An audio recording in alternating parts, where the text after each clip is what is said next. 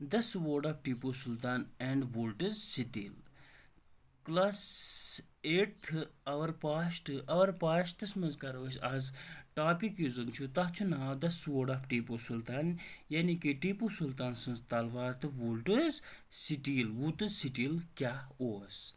तो एक ये शक्ल अगर तुम वो यह टीपू सुल्तान ने तलवार हुंद हैंडल अगर तुम अत हैंडल कुन बड़ बारीकी सान वो तुम वो अत पे अरबी लिखित अत नक्श निगारी कर अरबियस मज ठीक है बे ये तम बन कन लिखित ला इलाहा इल्लल्लाह मुहम्मदुन रसूलुल्लाह ठीक है युत योत नह बाकी हन वो we begin the story of Indian steel and iron metrology by recounting the famous story of Tipu Sultan who ruled Mysore till 1799 and fought 4 wars with the British and died fighting with his sword in his hand. Indian steel to iron story karo shuru Tipu Sultan sityan kahindi sityan Tipu Sultan sityan Tipu Sultan युस जन मैसूरुक बादशाह ओस कत्युक ओस मैसूरुक बादशाह अम हसा लड़ 4 जंग कमन सतन ब्रिटिशन सतन ठीक तो यह हसा मूद लड़न तो यम सात यह मूद तम सात अमिस तलवार पन्नसी अथस मंज ठीक छा Tipu's legendary swords are now part of valuable collections in museums in England. Do you know why the sword was so special? The sword has an incredibly hard and sharp edge that could easily rip through the opponent's armor. Tipu Sultan sınzim talvar az haçim England के म्यूजियमन मज ठीक है shows आम थान ताकि look वुचन Tipu Sultan सज तलवार case मगर क्या तुम पता टीपू सुल्तान तलवार क्या यीचा स्पेशल तिकाज यह जन यह टीपू सुल्तान सज तलवार दड़ तो बे तेज ठीक है क्या तेज इवन अगर तिमन दोहन कंस तुथ क्या लगित यथ न तलवार पोड़न क्या टीपू सुल्तान सज तलवार तीचा तेज यह तमें आर्मर मंज रुकावट मंज प्राइस गसन तो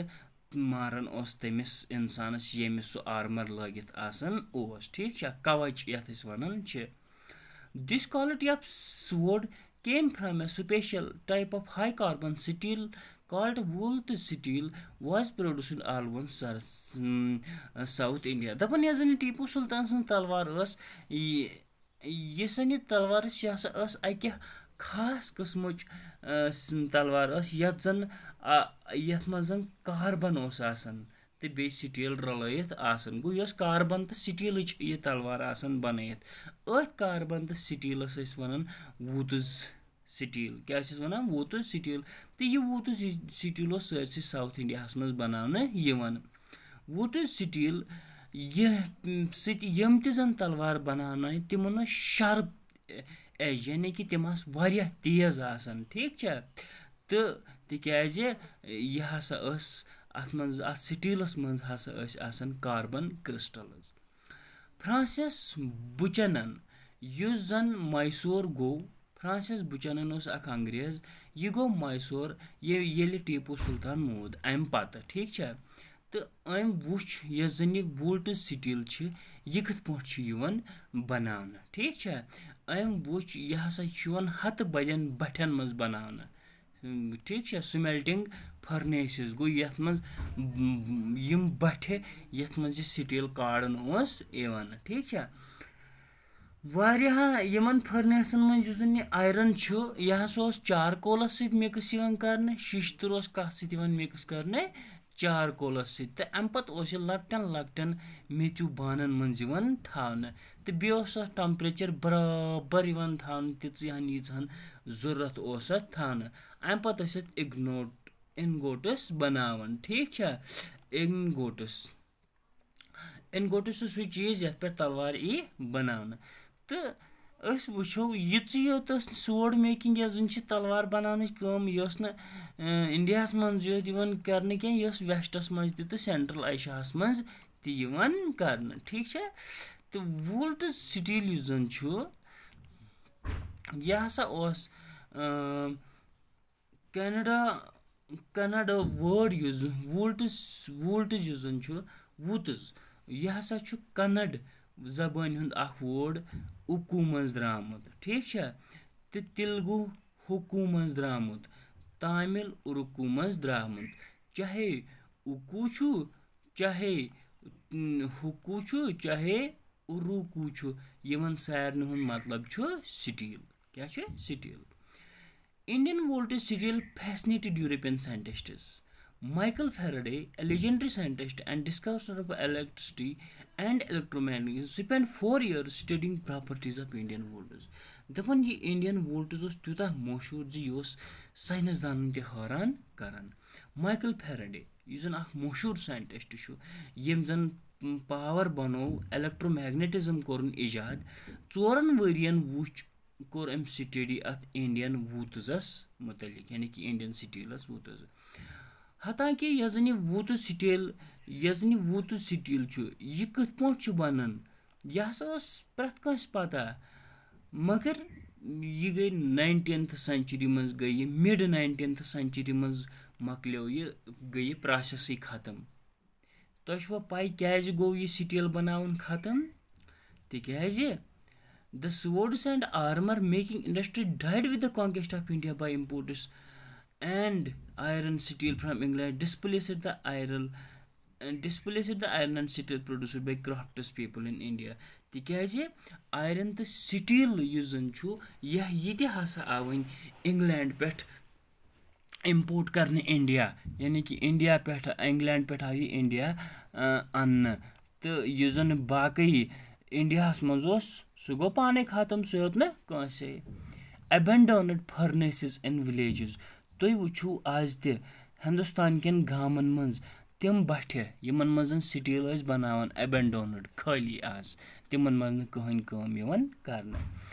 Production of water steel required a highly specialized technique of refining iron, but iron smelting in India was extremely common till the end of the 19th century. دَپان یۄس زن یہِ ووٗٹہٕ سٹیٖل بناونہٕ خٲطرٕ ہسا ٲس اکھ خاص قٕسمٕچ ٹیکنیٖک یتھ زن استعمال یِوان کرنہٕ تہٕ مگر آیرن سمیلٹنگ شیشتٕر کارُن یہِ ہسا اوس عام کتھا 19th century ہندوستانس منٛز In Bihar, central India in particular, every district had smelters that used local deposits of ore to produce iron, which was widely used in manufacture of implements of tools of daily use. چاہے بِہار چھُ چاہے central India چھُ اَتہِ ہسا ٲسۍ تِم سمیلٹٲرٕس ٹھیٖک چھا شیشتٕر کٲم کھار کران تِم شیشتٕر کار کرن وٲلۍ یِم زن پننہِ آس پاسٕے آیرن اور ٲسۍ انان تہٕ تمہِ منٛز ٲسۍ کڑان شیشتٕر ٲسۍ بناوان تِم چیٖز یِم زن پرٛٮ۪تھ دۄہ زندگی منٛز ضوٚرتھ ٲسۍ لگان The furnaces were most often built on clay and sun-dried bricks. یۄس زن یہِ بٔٹھۍ ٲس آسان سٹیٖل بٔٹھۍ یہِ ہسا ٲس یِوان میژِ ہٕنٛز تہٕ بیٚیہِ پۄختہٕ سیرٮ۪ن ہٕنٛز بناونہٕ ٹھیٖک چھا The smelting was done by men while women working in bellows. سمیلٹنگ یۄس زن چھِ شیشتٕر گرم کرُن یُس زن چھُ یہِ ہسا ٲس کران کٕم یہِ ہسا ٲسۍ کران موہنی تہٕ بِلوز یعنے کہِ اتھ یِمن کولہٕ ژِنٮ۪ن ہوا دیُن ٹھیٖک چھا اتھ چھِ ونان بِلوز تمہِ مِشیٖن سۭتۍ ییٚمہِ سۭتۍ ہوا چھِ دِوان تہٕ یہِ ہسا ٲسۍ کران زنان موہنی ٹھیٖک چھا تُہۍ سمجھِو یہِ یِتھ پٲٹھۍ یُس زن کلاے گر چھُ آسان کلاے گر آسِوٕ تۄہہِ ساروٕے وٕچھمُت کلاے گرس منٛز چھِ آسان سۄ مِشیٖن ٹھیٖک چھا ییٚتٮ۪ن زن تِم ژِنہِ چھِ آسان ترٲیِتھ سۄ مٲنۍتون تُہۍ فٔرنیس بٔٹھ یتھ منٛز شیشتٕر چھُ یا بانہٕ چھِ یِوان تٔژراونہٕ ٹھیٖک تہٕ یۄس زن سۄ مِشیٖن چھِ آسان تتھ منٛز چھِ آسان سۄ چھِ پھِرنہٕ یِوان تتھ منٛز چھِ ہوا یِوان سۄ ییٚلہِ پھِران چھِ تمہِ سۭتۍ چھُ ہوا لگان تہٕ ژِنہِ چھِ گرم گژھان یِہے چھِ یِہے مِشیٖن چھِ یۄس زن فٔرنیس چھِ ونان وۄنۍ یۄس زن یہِ أمِس چھِ آسان لۄکٕٹ مِشیٖن تہٕ ہُہ چھِ آسان بٔڑ machine By the late 19th century, however, the craft of iron smelting was in decline. Most villages' furnaces fell into disuse and the amount of iron produced came down. Why was this so? 19th century تہٕ منٛز گٔیہِ سِمیلٹِنگ ختم شیشتٕرس چیٖز بناوٕنۍ ختم تہٕ پرٛٮ۪تھ کُنہِ گامَس منٛز یۄس زَن یہِ آیرن فٔرنیس ٲس سۄ ٲس نہٕ وۄنۍ اِستعمال گژھان کینٛہہ کیازِ one reason was that new forest laws that you would read about when the colonial government prevented people from reserved forests اکھ وجہ اوس زِ جنگلٕکۍ نٔے قانوٗن یُس زن برٹش ٲسۍ ایٖسٹ انڈیا کمپنی ٲس یِمو بنٲے کینٛہہ قانوٗن تتھ منٛز دوٚپُکھ ہے فارسٹس ہسا چھِ رِزٔروٕڈ یِمن منٛز نسا اَژِ کٕہٕنۍ گوٚو لُکھ ٲسۍ نہٕ وۄنۍ گژھان کِہیٖنۍ تہٕ ییٚلہِ نہٕ یِمن جنگلس منٛزٕے دِتُکھ گژھنہٕ یِم کتہِ انہِ ہن زیُن چارکول زالنہٕ خٲطرٕ ٹھیٖک چھا بیٚیہِ کتہِ انہِ ہن یِم آیرن اور یتھ زن شیشتٕر اوس بنان defying forest laws they often entered and secretly and collected wood مگر کُنہِ ساتہٕ ٲسۍ یِم ژوٗرِ ژوٗرِ جنگلن منٛز گژھان تہٕ تتہِ ٲسۍ لٔکٕر انان ٹھیٖک چھا تہٕ مگر تیٚلہِ تہِ نسا ہیوٚک یِمو یہِ پنُن کاربار کنٹِنیوٗ کٔرِتھ تہٕ اِسلیے ہسا تروو یِمو یہِ کاربار تہٕ یِمو لوگ وۄنۍ بدل کینٛہہ کرُن in some areas government did grant access to the forest but iron smelt اچھا کُنہِ جایہِ یۄس زن گورمنٹ چھِ برٹش گورمنٹ یۄس زن چھِ یِمو دیُت یِمن اِجازت جنگلہٕ منٛز لٔکٕر حٲصِل کرنہٕ خٲطرٕ مگر یِمو لوگ اتھ پٮ۪ٹھ ٹیکٕس ٹھیٖک چھا